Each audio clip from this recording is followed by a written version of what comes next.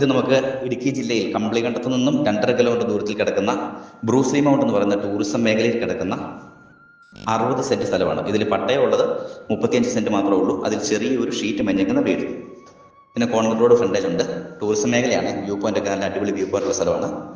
ചേർന്ന് റിസോർട്ടൊക്കെ ഉള്ളതാണ്. പഞ്ചായത്തിന്റെ വെള്ളമുണ്ട്. ഇതിന്റെ മൊത്തവിലയാണ് 8.5 ലക്ഷം രൂപ. ഇത് നമുക്ക് എ ഫ്രെയിം അതുപോലെ ചെറിയ കോഴിയുടെ ഹോമിനൊക്കെ അനുയോജ്യമായ സ്ഥലം.